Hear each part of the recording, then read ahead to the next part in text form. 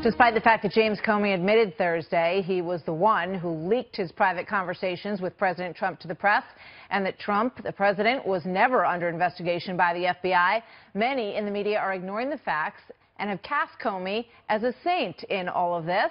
Watch. I think Comey came across as an honest man under oath against a president who really doesn't focus much attention on telling the truth.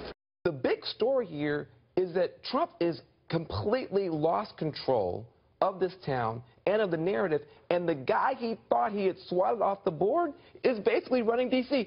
Today really was, as it was predicted to be, the worst day of the Trump presidency. Just worse than the last day that he covered the story. Howard Kurtz joins us now, host of MediaBuzz. Lawrence O'Donnell there, who's had quite a few very dramatic opens over the last several weeks. So, Howie, how did the press do covering this yesterday?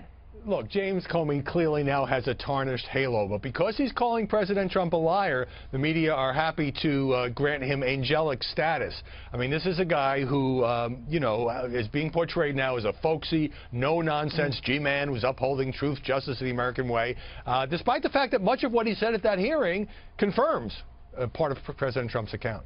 Yeah, indeed it does. Here's a tweet from President Trump. He said, despite so many false statements and lies, total and complete vindication was his take. And wow, Comey is a leaker. And then I want to play what the president said this afternoon at the news conference before calling on a member of the press. Watch.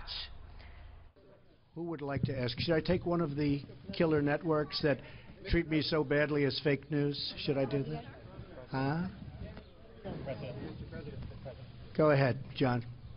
And then he went on to sort of point the finger, talk to John Carl, say, you used to be nice to me, you're not nice to me anymore. It's a tricky situation, and the president clearly feels that a lot of the press is not on its side, and it's been demonstrated by that when you look at the numbers and the percentages of positive to negative stories about this president. Can he get a fair shake from anybody out there these days, Howie?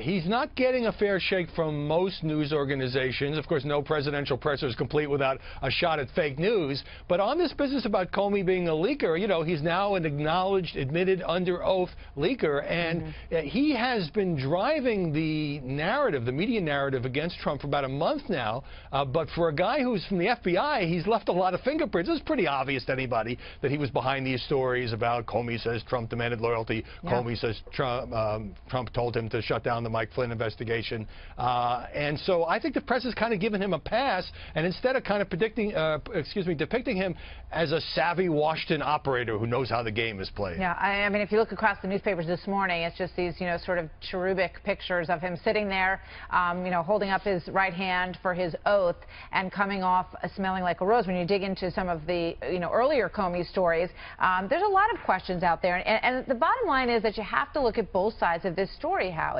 And, it was interesting to me that Chris Matthews, we showed a clip of him a moment ago, but he also pointed out that he believes that the obstruction of justice idea and line of thinking pretty much washed up, he felt, in that room yesterday.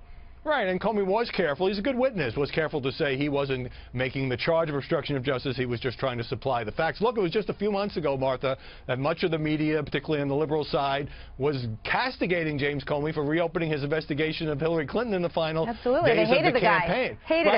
Hated him, but now he's useful because he's an outspoken Trump critic, and so he's getting very nice treatment from the press. And, we ought to be skeptical of both sides, but at the same time, we ought to not just give Comey a free pass, which is what's happening. Exactly. And you wonder why people lose faith in institutions and media to a great extent as well. Howie, thank you very much. Good to see you, sir.